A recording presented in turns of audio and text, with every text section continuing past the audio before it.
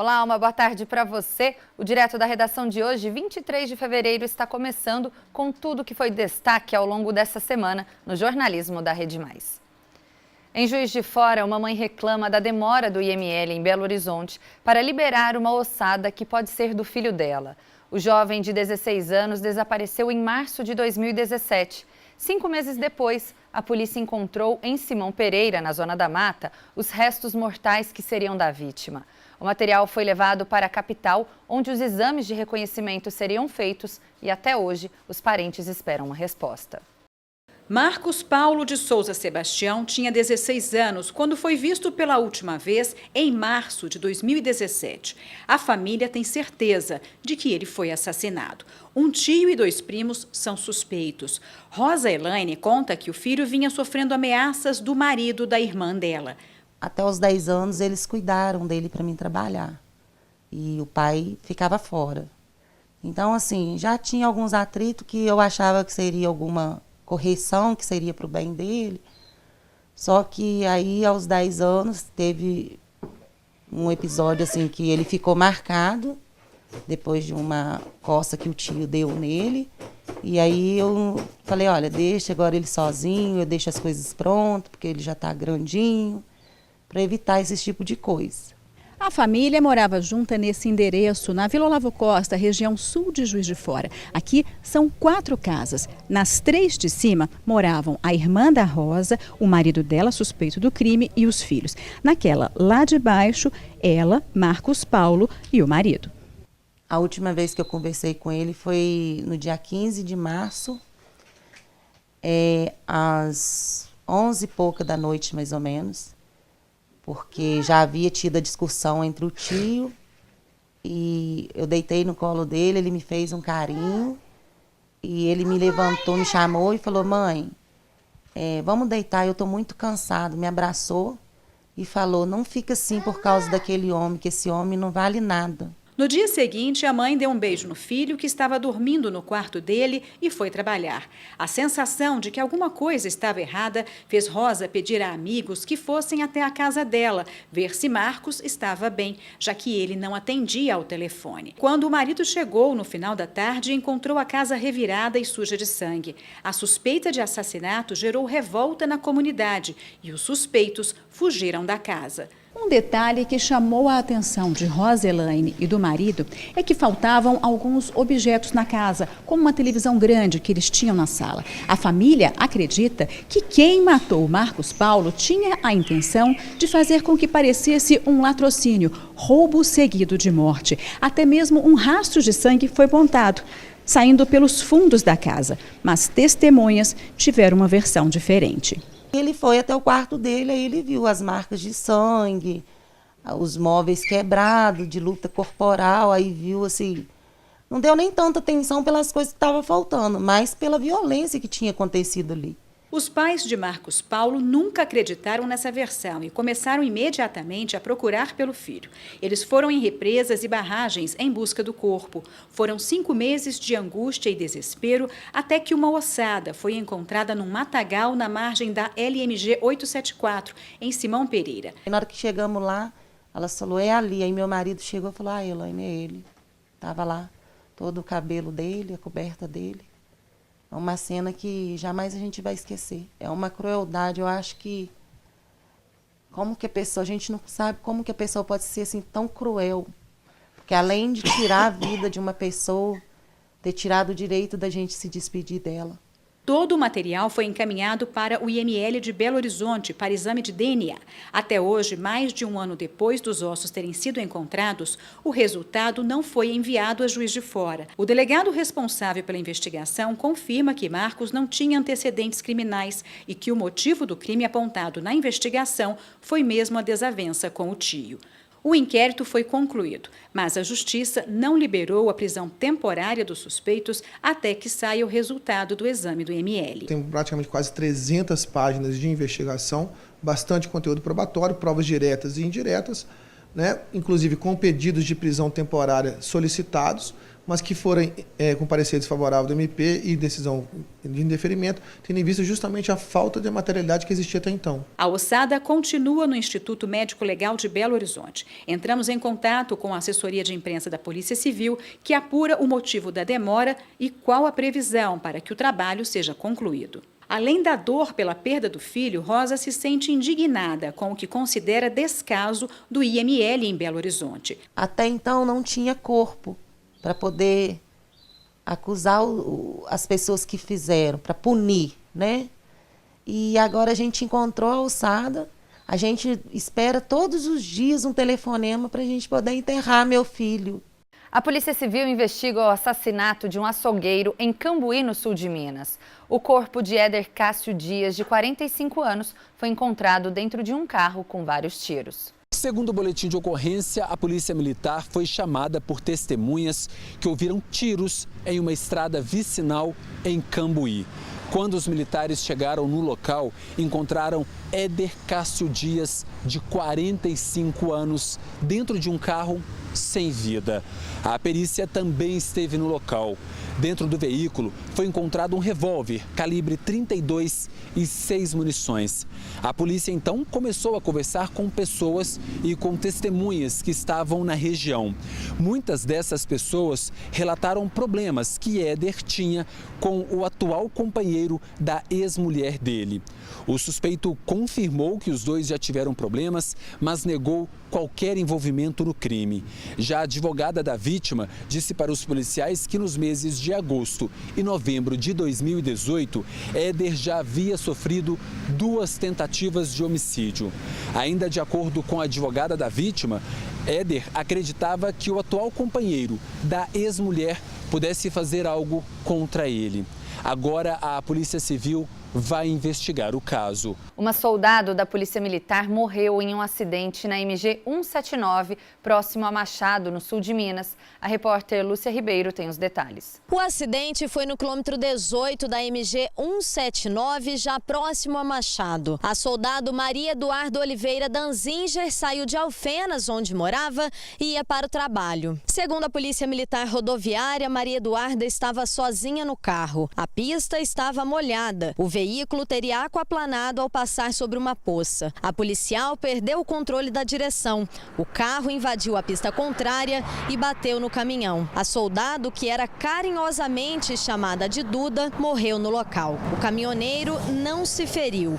Maria Eduarda era solteira e não tinha filhos. Ela entrou na polícia em 2017 e há cerca de 10 meses trabalhava em Machado. Duda também já tinha feito trabalhos como modelo e foi eleita Miss Alfenas em 2013. Policiais militares homenagearam a colega. Uma mulher de 47 anos, o filho dela de 11 e uma menininha de 6 foram atropelados por um motorista embriagado em Itajubá, também no sul de Minas. De acordo com a Polícia Militar, as vítimas estavam em frente a uma lanchonete no bairro Sapucaí, quando a caminhonete invadiu a calçada. O veículo só parou ao bater na porta do comércio. Segundo a polícia, o motorista da caminhonete, Wesley Henrique Guimarães, de 23 anos, estaria embriagado e ainda assumiu ter feito uso de maconha. Ele não tem carteira de habilitação e foi preso em flagrante. Um homem ficou preso pela perna na grade da casa do pai dele, em Juiz de Fora. Segundo o Corpo de Bombeiros, a vítima teria chamado pelo idoso e, como não foi ouvida, decidiu pular o portão. As imagens registradas por moradores mostram os bombeiros em cima do muro. Eles seguram um homem que ficou de cabeça para baixo, preso pela perna na grade. Foi preciso força e cuidado para retirar o rapaz. O resgate durou cerca de 3 horas. Os policiais militares conversaram com o homem, que deu a versão dele para o que aconteceu. Ele contou para os militares que estiveram no local que ele havia chamado o seu pai, que mora nos fundos da residência, inquilino, morador de uma casa mais aos fundos, e como o pai dele é deficiente físico e ele imaginou que ele não estivesse ouvindo, ele tentou pular o portão. Aí nesse momento ele veio escorregar e a grade, a ponta da grade, transfixou a perna dele no momento que ele ficou agarrado. O vídeo foi gravado nesta casa, que fica no bairro Monte Castelo, na zona norte de Juiz de Fora, quando o Rafael de Souza, de 33 anos, ficou preso nessas pontas da grade ao tentar entrar na casa. Os gritos desesperados dele chamaram a atenção dos moradores e também dos vizinhos, que chamaram a polícia militar e os bombeiros. José Afonso mora na casa e conta que levou um susto ao abrir a janela e ver o homem pendurado pela perna na grade. Uma das pontas perfurou a coxa dele. Assim que você ouviu essa gritaria, esse barulho todo, o que você fez? Chamei o resgate, primeiro chamei a polícia. Aí a polícia falou assim, não, mas tem que chamar o resgate. Aí eu chamei o resgate, ele tá machucado. Eu falei assim, não sei, tá escuro, né? Aí quando os bombeiros chegou, aí eu vi que a perna estava enfincada no ferro. Aí eu falei assim, não, tem que chamar o bombeiro. Aí chamaram os bombeiros, o bombeiro veio e resgatou ele do ferro ali. A versão de acidente é desmentida pelos moradores. Rafael estava proibido de entrar na casa para visitar o pai, que mora de aluguel num cômodo nos fundos. O motivo é que todas as vezes que vinha aqui, ele causava uma série de problemas. Ele aprontava com o pai dele, já ameaçou dar porrada no pai dele. José Afonso lembra que Rafael quase incendiou a casa em uma das visitas ao pai, que é cadeirante. Uma vez ele estava com uma drogada lá dentro do quarto lá e, por sorte, meu pai sentiu o cheiro, foi lá ver, ele estava com um rombo no colchão. Aí falou pro pai dele, a mesma coisa, não adiantou nada. Aí voltou aí, aí começou a gritar com o pai dele, aí não pôs para fora. O pai de Rafael preferiu não dar entrevista, mas conversou com a nossa equipe e explicou que o filho é dependente químico desde os 14 anos de idade. Ao ver que a situação estava fora de controle, a família conseguiu que ele fosse internado. O rapaz ficou numa clínica aqui em Juiz de Fora entre setembro de 2017 e dezembro de 2018. O pai disse que quando ele saiu parecia melhor, mas acabou se rendendo de novo às drogas. A família tem medo do rapaz. Uma mulher de 74 anos e um menino de 10 foram agredidos durante uma briga de vizinhos. A confusão foi em Olímpio, Noronha, no sul de Minas. As marcas da agressão ainda estão no corpo da idosa de 74 anos. Dona Maria Aparecida foi agredida por 2 vizinhos. Momentos que não sairão da cabeça da aposentada. Ele deu paulada em mim, eu caí ali. Aí aqui no meu braço eu nem vi o que eles fizeram direito. Eu vi a paulada que deu em mim. E aqui também eu não sei o que eles fizeram. Esse aqui, nem que tivesse quebrado, não tinha problema. Problemas ameaça. E a gente tem medo. Segundo a aposentada, tudo começou com uma outra confusão bem aqui nesta casa, onde os 2 homens, os 2 agressores que têm 28 e 36 anos, moram com a mãe. Eles participavam de um churrasco aqui mesmo, quando se desentenderam. Foi nesse momento que a Dona Maria Aparecida ouviu gritos pedindo por socorro. Como a pessoa está pedindo socorro, a pessoa tem a obrigação de ajudar, né? Aí o Marcelo foi ajudar. Ele acabou de entrar lá, o rapaz virou contra ele. Veio atrás dele com faca. Deu uma facada nele e ele desviou. A casa onde os 2 irmãos brigavam fica ao lado da casa dela, em Olímpio, Noronha, no sul de Minas. Segundo a idosa, ela, os netos e o filho, que é agente penitenciário e preferiu não aparecer na reportagem, estavam no imóvel e foram surpreendidos pela dupla. Esse grau portão, mas quem eu, né? 2 pessoas, eu não aguentava esse grau portão, veio não entrar. Mas não teve jeito, entrou mesmo, que nem um leão. Maria da Glória é sobrinha da aposentada e mora na mesma rua. Ela estava em casa quando tudo aconteceu. Foi uns 15 minutos de terror. Se existia inferno, nós vivemos aquele momento. Eu vendo a minha tia toda ensanguentada, o meu primo de 10 anos que levou um murro, vomitando. Foi muito triste, meus outros 2 priminhos chorando e eles lá gritando que ia matar nós. A confusão generalizada só terminou com a chegada da polícia. Segundo a aposentada, foram os próprios militares que a levaram até o hospital. O caso chocou a cidade, que tem pouco mais de 2.500 habitantes. Assim que ficaram sabendo da história, um grupo foi até a porta do quartel em forma de protesto. Justiça! Justiça! A mãe dos homens envolvidos na agressão da dona Maria também se pronunciou. Sem mostrar o rosto, ela contou o que houve na casa dela. A briga começou por causa de uma música, um queria escutar uma música, o outro não queria, e começaram a brigar. Aí chegaram a se atracar. E eu falava pro moço que estava na minha casa, chama a polícia, e o rapaz não chamava, e eu tentando separar os dois, né? Nisso, os portões estavam um fechado e o outro só encostado. O moço entrou e já começou a gritar. Quando eles sentiram o soco do moço, ele já falou, quem que esse homem está aqui dentro? Por que esse homem está invadindo aqui? O que ele tem com isso aqui dentro de casa? E se viraram para o lado do moço. E foram atrás e nisso surgiu essa briga. A mãe do moço tentando apertar o que a gente só escutava grito, não vai, Marcelo. Marcelo, que é o filho dela, e nisso ela machucou. 2 dias depois das agressões, ela também registrou um boletim de ocorrência contra os vizinhos. Uns 12 homens armados na porta, outros batendo no portão. E uns falando que invadia, outros mandavam entrar por trás da horta. Eu vivi 1h30 de terror. Como que a casa aqui é pequena, fica um monte de gente aqui fora e na rua. Só que eles ligaram para a polícia falando que nós estávamos ameaçando eles.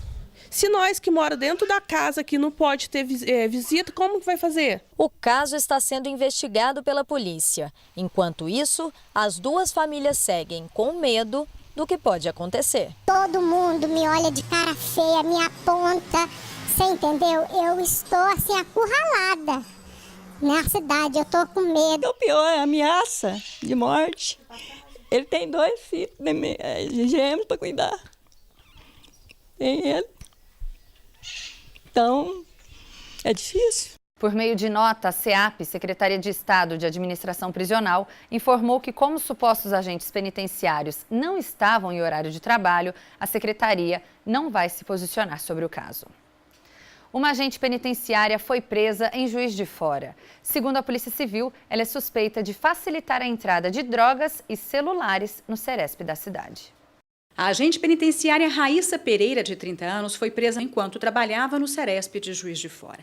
Ela é formada em Direito e trabalha desde 2013 como servidora efetiva do Estado de Minas Gerais. A rotina dela parecia normal. De acordo com o boletim de ocorrência, a mãe de um preso entregou a sacola a Raíssa. Ela vistoriou e liberou. A mulher pegou os alimentos e foi para o pavilhão onde o filho está preso. Mas antes dela entrar, um outro agente passou um detector de metais pela sacola e o equipamento apitou, indicando que lá dentro havia algum objeto metálico. O material voltou e, mais uma vez, Raíssa vistoriou e liberou. O inspetor pediu então que um outro agente conferisse e ele encontrou materiais de entrada proibida no Ceresp. Dentro das vasilhas estavam 2 celulares com 2 chips e carregadores, 8 tabletes de maconha, uma pedra de crack e um pacote de substância pastosa que não foi identificada. A mãe do preso e a agente penitenciária foram presas e levadas para a delegacia. Elas foram encaminhadas para a ala feminina da penitenciária José Edson Cavalieri, em Juiz de Fora. Em nota, a SEAP, Secretaria de Administração Penitenciária, informou que, se ficar comprovada a participação dela no esquema de entrada de produtos ilícitos no Ceresp, Raíssa vai responder administrativa e criminalmente por isso. A Justiça liberou a prisão domiciliar para a servidora até que as investigações da Polícia Civil e da direção do Ceresp sejam concluídas. Ela já vinha sendo investigada desde 2017 por outras irregularidades. Nesse vídeo divulgado em redes sociais, ela aparece furtando produtos num supermercado de Juiz de Fora. A agente está com o uniforme e coloca os materiais discretamente na bolsa quando percebe que um corredor está mais vazio. Ela segue com o carrinho como se estivesse terminando as compras. Ao sair com as sacolas e a mochila, ela é parada por um segurança. Raíssa também foi denunciada por postar fotos nua ou seminua em grupos de WhatsApp e de agentes penitenciários. A agente denunciou o diretor-geral da unidade por assédio sexual e assédio moral. Nossa equipe teve acesso a mensagens que teriam sido trocadas por WhatsApp entre os dois. Numa das conversas, ela reclama de ser transferida para a ala feminina da penitenciária José Edson Cavalieri. A servidora diz que tudo o que queria era ficar quieta, em paz, no canto dela, mas que eles estavam interferindo demais na vida dela. Na mesma mensagem, Raíssa afirma que o interesse da direção em tirá-la é o medo por já terem assediado a agente. Ela termina dizendo que o sistema está jogando sujo com ela e que está na hora de reagir.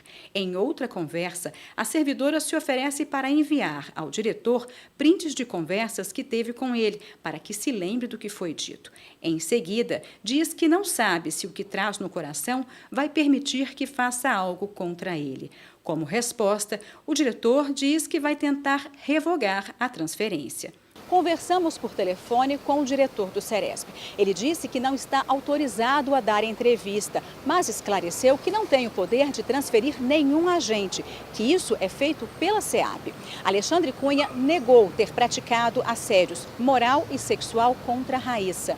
Ele disse ainda que as conversas que ela registrou foram adulteradas e que não servem como prova de nenhuma conduta maliciosa da parte dele. O diretor disse ainda que vem sendo perseguido desde 2017, quando participou de uma operação do GAECO para desmantelar um esquema de entrada de produtos ilegais no Ceresp. A Operação Pente Fino foi feita em agosto de 2017 e prendeu 2 agentes penitenciários, um ex-servidor, uma pessoa que servia como intermediária nas negociações e 5 presos. Foram apreendidos celulares e drogas que estavam escondidos em 27 celas. Pedimos à SEAP informações sobre as denúncias de assédio feitas contra o diretor, mas ainda não recebemos resposta sobre o que foi investigado sobre o caso. O diretor pediu exoneração em dezembro do ano passado, mas voltou ao cargo na semana passada. E ainda falando sobre o Ceresp em Juiz de Fora, um vídeo tem repercutido nas redes sociais.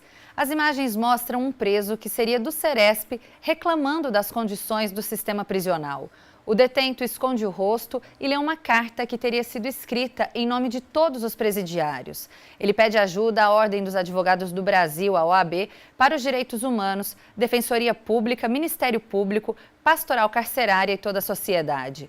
O detento diz que no presídio estão sendo violados os direitos fundamentais do cidadão preso, como a integridade física e moral. Uma das reclamações é de que os presidiários estão sendo desrespeitados com palavras de baixo calão, além de ameaças e agressões físicas. Ele também fala sobre a violação de direitos materiais, como a falta de colchão, lençol, toalha e kits higiênicos. A falta de profissionais da saúde para atender os presos também é lembrada, assim como a falta de advogados e inexistência de um programa de ressocialização. Lotação nas celas, água apenas 4 vezes por dia e tiros de borracha também fazem parte das reclamações. O detento termina o vídeo lembrando que existem pessoas aguardando trâmite de processo há mais de 2 anos.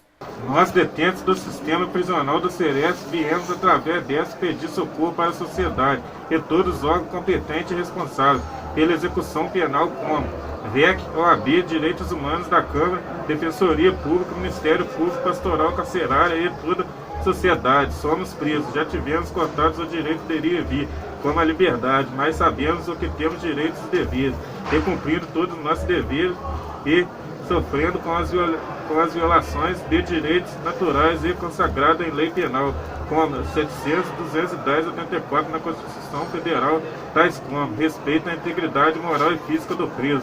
Aqui no Ceresp estamos sendo desrespeitados. Nós pedimos um posicionamento da Secretaria de Administração Prisional, a SEAP, e até o fechamento dessa edição não tivemos resposta. Uma distribuidora de produtos de segurança pegou fogo em Varginha. Foram mais de 12 horas de trabalho do Corpo de Bombeiros para conter as chamas. 90 funcionários que trabalhavam no prédio foram transferidos para outras unidades. Estas imagens mostram o momento em que o fogo toma conta de uma distribuidora de equipamentos eletrônicos. O incêndio começou por volta de 1h da manhã. Só para apagar as chamas foram gastos mais de 120 mil litros de água e mais de 12 horas de trabalho do Corpo de Bombeiros. Trabalho cansativo, a gente fez o revezamento da equipe ao longo do dia.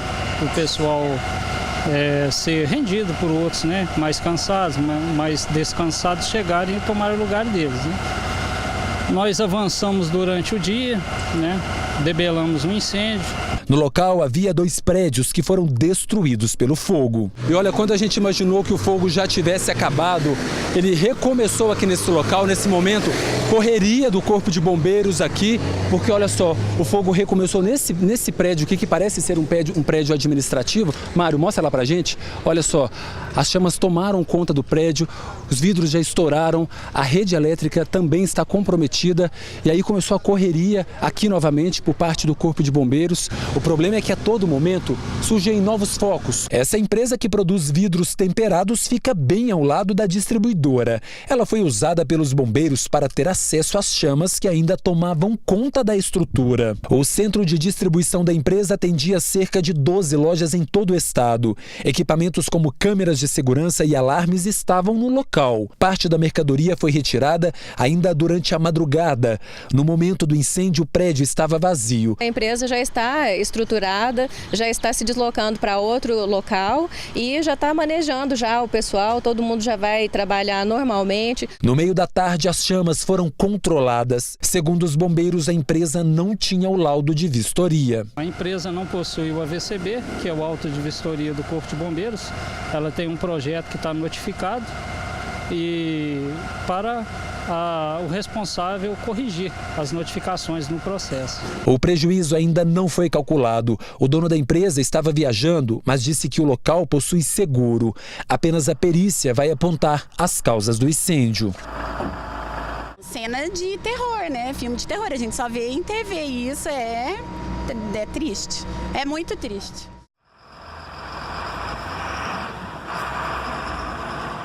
Por telefone, a advogada da distribuidora, Eliana Máximo, disse que a empresa tem um laudo de vistoria protocolado no Corpo de Bombeiros.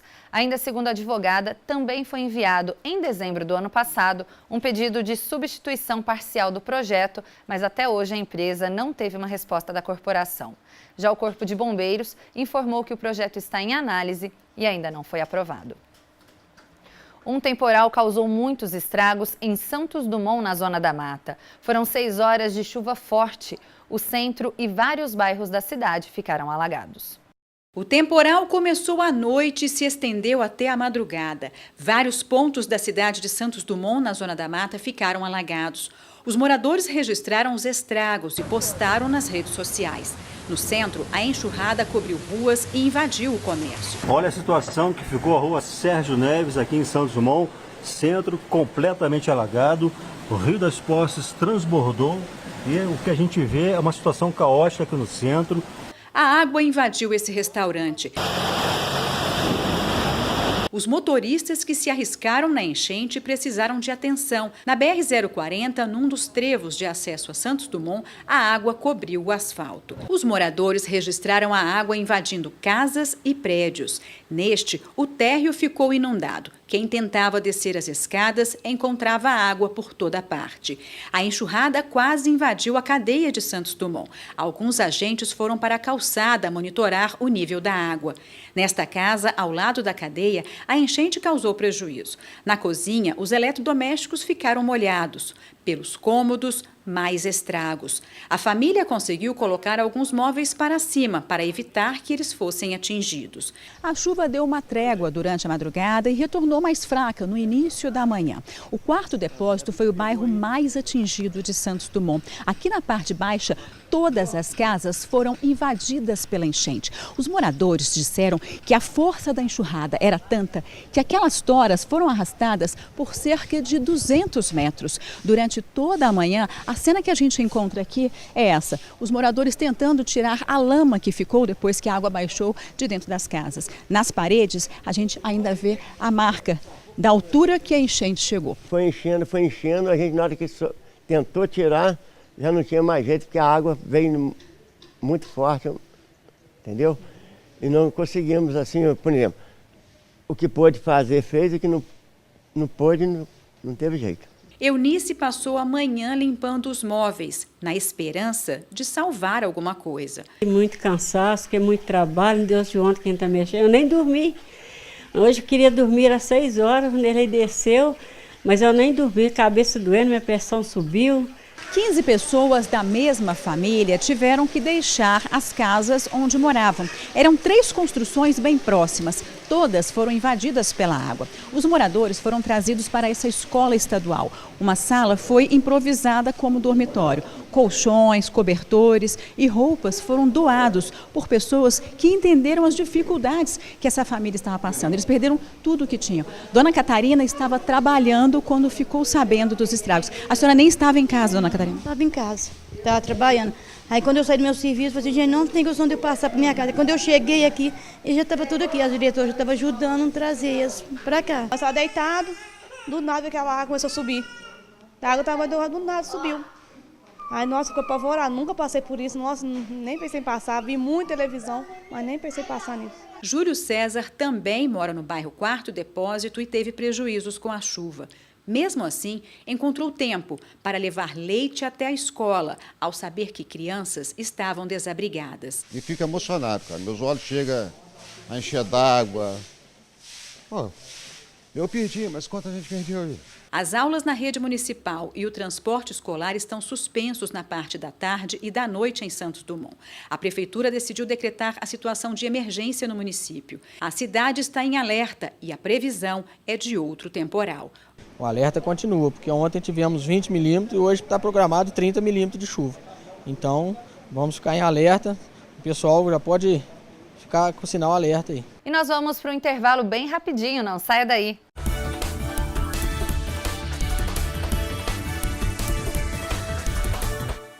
Agora a gente fala de carnaval.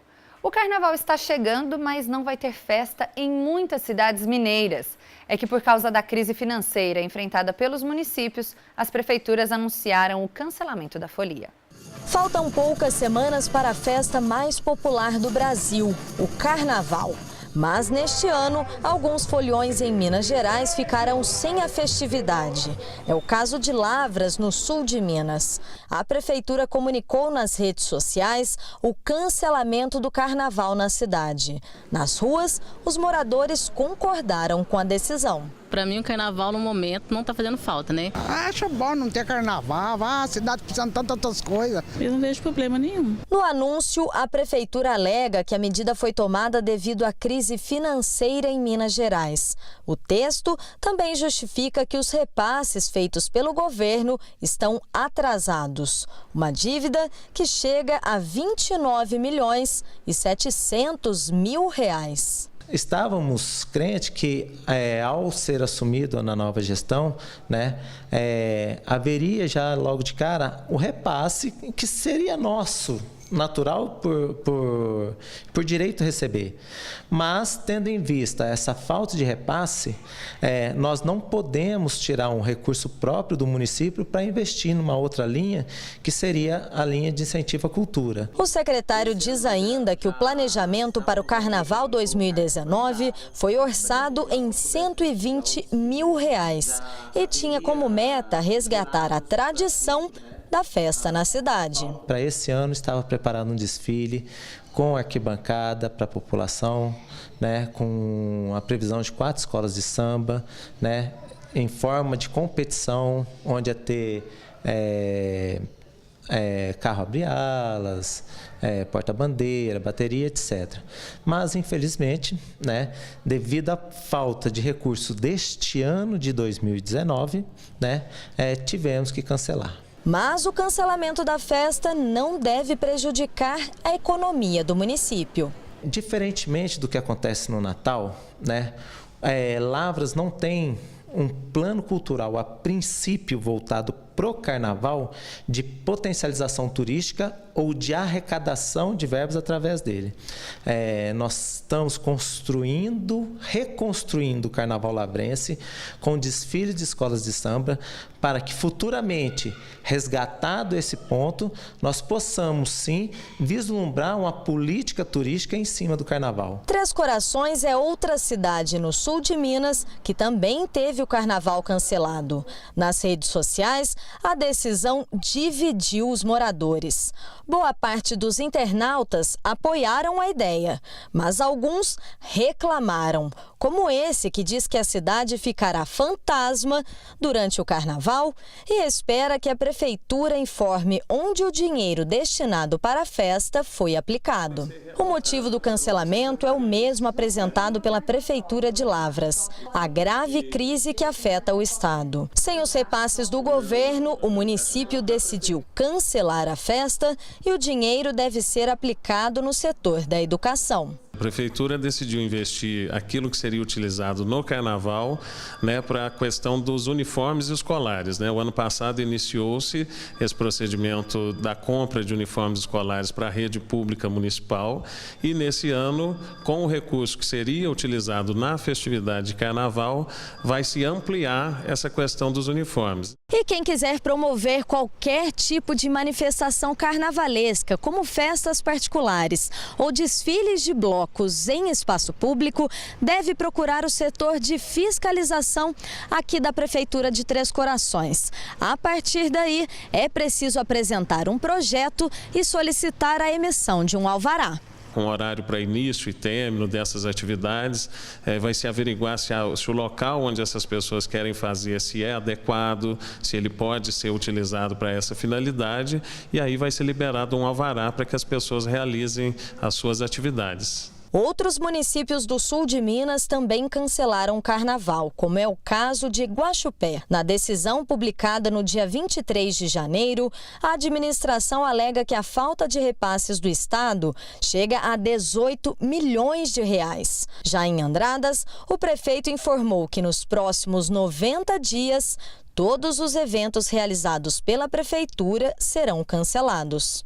Na questão de eventos, principalmente aqueles que são com recursos próprios, nós cancelamos todos. Então, dentre eles, o Carnaval de 2019, embora Andradas não seja uma cidade com tradição de carnaval, mas todos os anos tem pelo menos um evento na praça, para não passar em branco. E esse ano a gente cancelou, logicamente por uma questão de coerência. O momento não nos permite que estejamos realizando eventos desse tipo. Já em Cataguases, Leopoldina, Barbacena e Viçosa, na Zona da Mata e Campo das Vertentes, o carnaval também foi cancelado.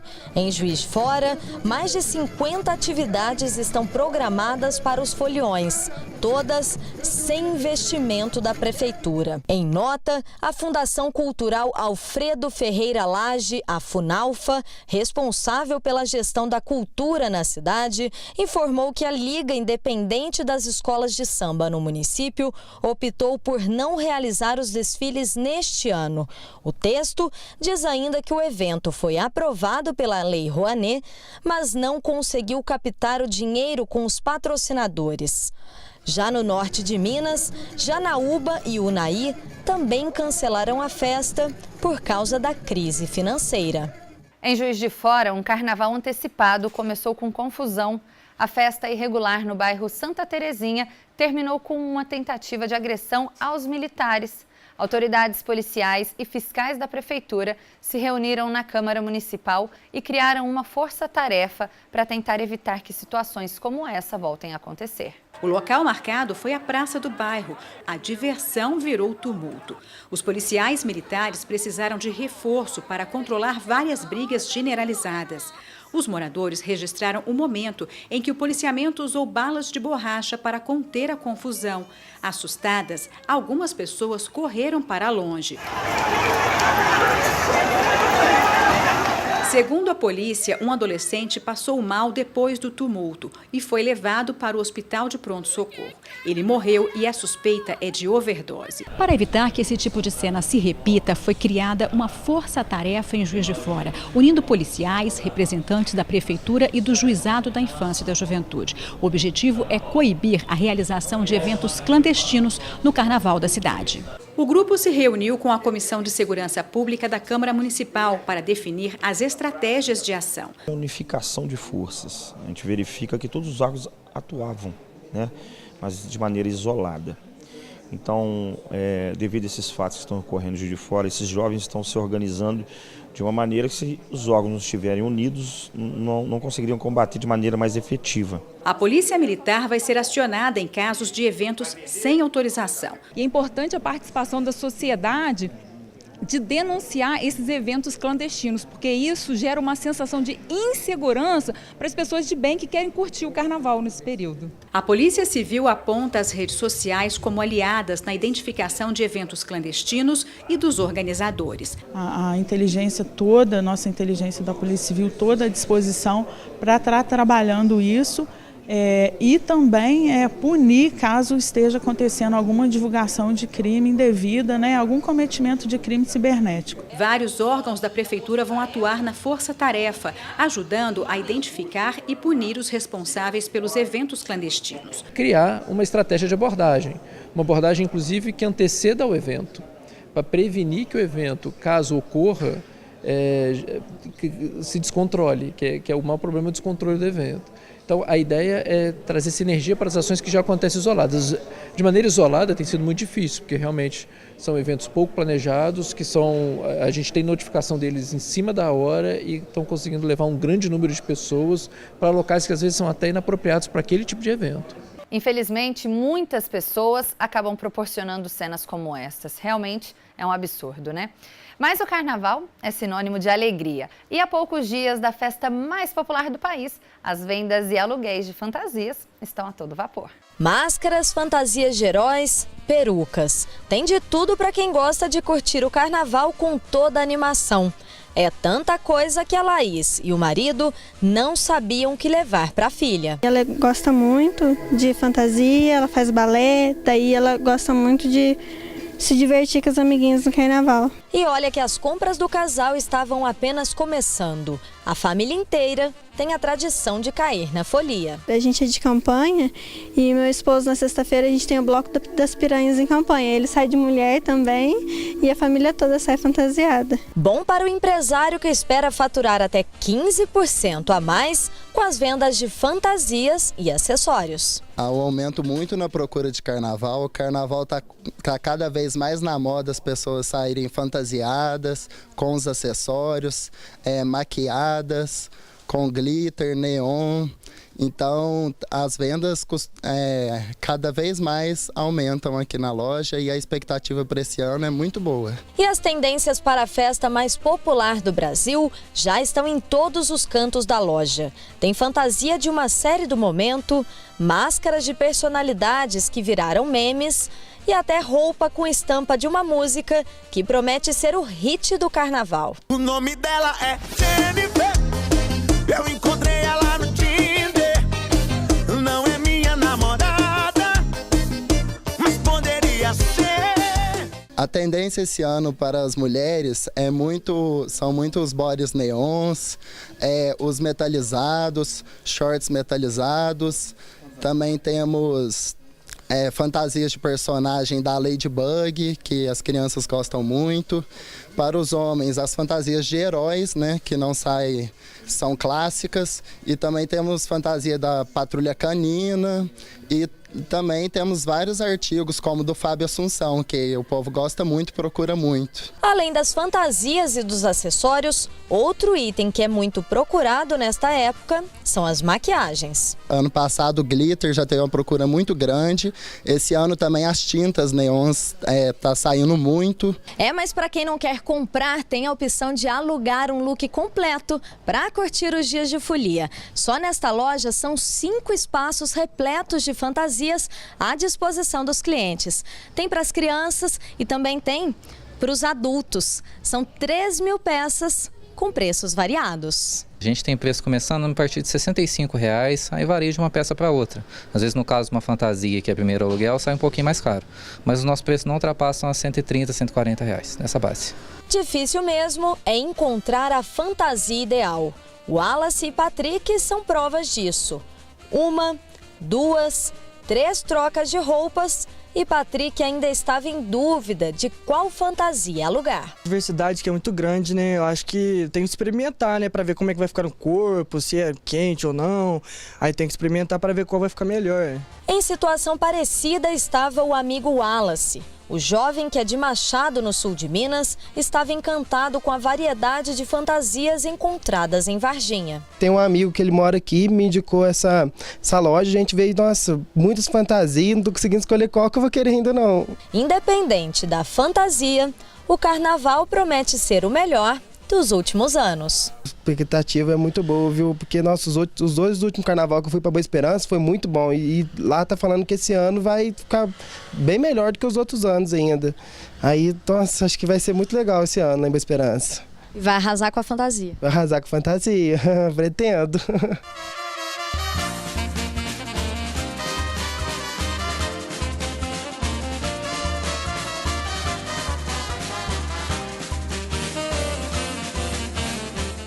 E agora a gente aproveita o embalo aí que eu tô falando de carnaval, mas eu estou aqui no estúdio do Mais Notícias com Tuca Fernandes, que vai se apresentar daqui a pouquinho, às 6h30 da tarde, no Banho da Doroteia, aqui em Varginha, lá na Concha Acústica. Tuca, muito obrigada por ter recebido o nosso convite e participado direto da redação. Muito bom. Agora vamos aproveitar já para falar, vamos começar por hoje.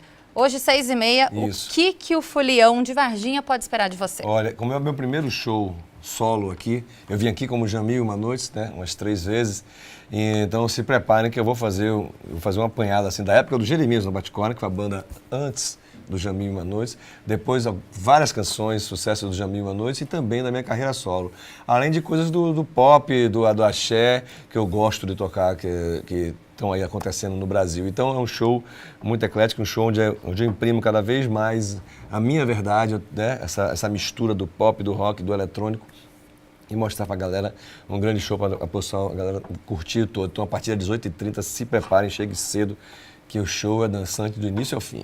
Então vamos começar um pouquinho falando da sua trajetória. Você é compositor, é músico, né, instrumentista, e você tem a pegada do axé, que isso se fortaleceu com o Jamil e uma Noites, e agora há 8 anos você em carreira solo também, mas você tem uma característica antes do axé, que você teve uma banda de rock. Isso. Queria que você falasse um pouquinho pra gente, porque você mescla esse tipo de música, né, rock, eletrônico, durante as suas apresentações. Eu cresci ouvindo Beatles, né, ouvindo Rolling Stones, né, e Pink Floyd. Minha família é muito musical, não tem nenhum artista assim, mas gostavam muito de ouvir música. Meus pais ouviam sempre também a Jovem Guarda, né, Roberto Carlos pra caramba, aqueles discos, né, antigos. E tinha um conteúdo rock and roll muito intrínseco nisso tudo, né? E eu comecei a tocar violão nos anos 70 e eu influenciado por esses sons, entendeu? Então, eu não poderia deixar... eu sempre soube que você quer montar uma banda, você monte ela, mas faça a verdade. Não vá pelo momento, o que está acontecendo agora é esse estilo, eu vou fazer isso. Eu sempre soube dessa máxima e apliquei ela na minha vida. Eu vou tocar o rock and roll porque é o que eu sinto, é o que eu sinto mesmo. Então, quando eu comecei, minha primeira banda foi nos anos 80, o rock and roll estava né, no auge. Só que em Salvador estava surgindo o Axé Music, que foi com o Luiz, em 85. Né? Então, eu vivia essa mistura, né? Ao mesmo tempo que estava surgindo o rock and roll nacional com Legião, Paralamas, Blitz, Kid de Abelha, Engenheiro do Havaí, dos anos 80, tinha esse lance também de estar surgindo o Luiz Caldas, né, em Salvador, né? E aí eu cresci, eu comecei a tocar ouvindo isso, mas eu tinha uma banda de rock, mas eu ia pro trio de Luiz, eu ia pro trio de Durval, né, Asa de Águia, então eu ia para todo mundo e isso acabou me influenciando. Quando a banda acabou em 92, 93, eu disse, caramba, eu quero continuar tocando, quero continuar vivendo de música. Aí eu montei a banda Jeremias no Bate-Corna, que era uma mistura muito grande.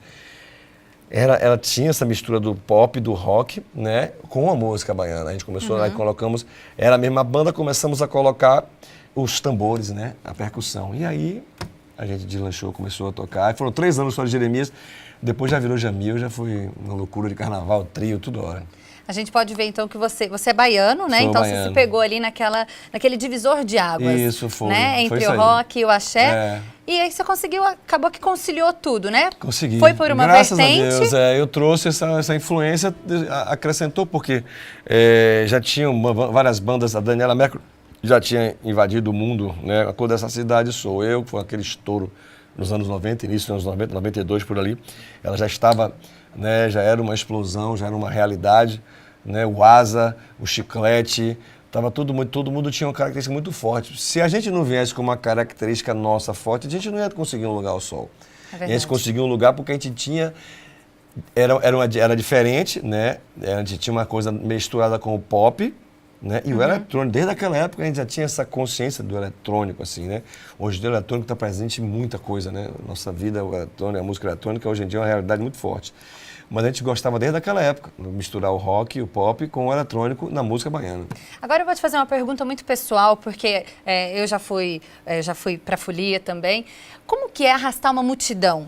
Como que é para você, como cantor, ver aquele mar de gente, todo mundo cantando e vibrando com você? É muito legal, é uma emoção assim surreal, porque a gente vê aquilo ali, a gente sente uma responsabilidade muito grande na rua. Então, além dos 4, 5 mil fulhões que são do seu bloco, que estão ao seu redor ali, você não passa na rua sozinho, só com eles, tem 1 milhão de pessoas. O Carnaval de Salvador é enorme, né?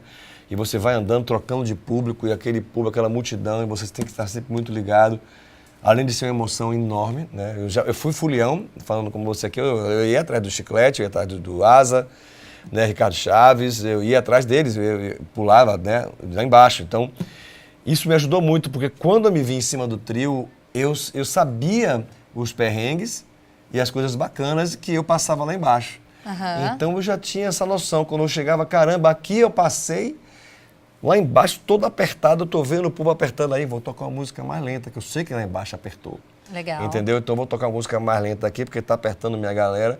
Mas ao mesmo tempo eu também gostava, quando rolava música mais lenta, você tinha aquele... Era mais fácil chegar na gatinha, para poder, né, puxar o papo, não sei o quê, mas também... Quando a coisa não podia ficar muito tempo ali naquele negócio marasmo, não, porque o povo gosta de sair do chão, de fazer... Então isso me ajudou muito, essa coisa de você de ter sido fulião, né? Então me ajudou muito e eu agradeço a Deus muito. Esse ano eu faço 25 anos de carreira e dos 34 anos da Axé Music eu vivi 25 deles, então eu muito feliz com isso. Vamos aproveitar então, já que você falou de como que você mexe com o pessoal lá, vamos tocar Que Calor, que você lançou ano passado, só para o pessoal poder curtir um pouquinho. Eu quero ver paixão quando a gente se olhar. Eu quero ter razão quando a gente se encontrar. O tempo passa, passo a passo, pra chegar no seu coração. Acho que eu sei. Você sorriu, me desfaço no alarme desse charme, que é só seu meu bem, só seu meu bem. Oh, oh, oh, que calor, que calor. Oh, oh, oh, que calor. Essa promete, né? Muito legal, o povo adora. Agora, vamos falar uma outra coisa. Muita gente conheceu Mila, estourou, né? Embalou muita gente. Mas as pessoas, acho que a maioria não sabe que essa música é sua. A música Mila é uma parceria minha do Mano, que era meu parceiro na época do Jeremias, do Jamil. E ela foi feita em 1994. Primeiro disco do Jeremias, nós gravamos, né? Com a produção do Netinho. O Netinho era produtor da banda, produtor do disco. E nós gravamos em 94 ela. Foi uma música que estourou em vários lugares, inclusive aqui em Minas. Ela estava tocando bastante. Acho que pelo Brasil todo. O Brasil todo. A gente fazia show no Brasil todo, já como Jeremias no Bate-Corner, né? E aí quando foi em 97, Netinho gravou no disco dele ao vivo. E aí realmente Netinho era um artista que já tinha um nome nacional, tinha uma expressão muito maior.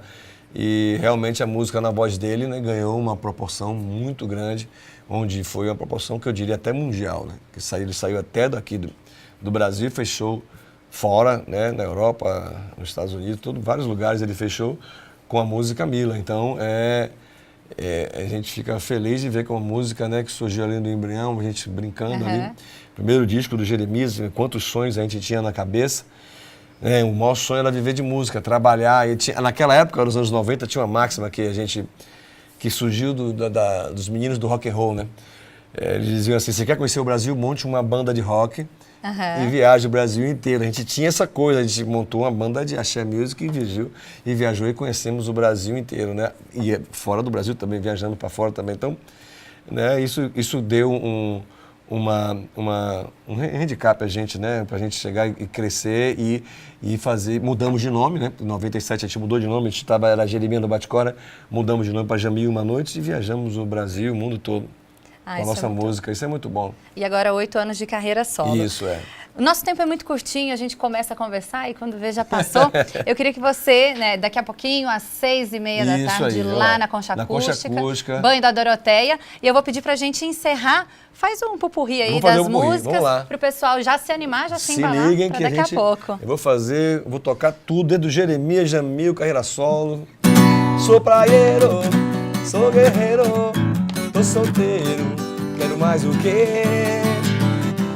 E saudade que bate no meu coração é verão, sei lá, dá uma vontade boa de se dar, ela só chega pra ganhar, e não tem nada pra perder. Nesse embalo, a gente também vai ficando por aqui, porque eu também vou pro Banho da Doroteia e você não perca a hora. Tuca, muito obrigada. Obrigado eu. A gente se encontra daqui a pouquinho. Daqui a pouquinho. Até mais. Valeu.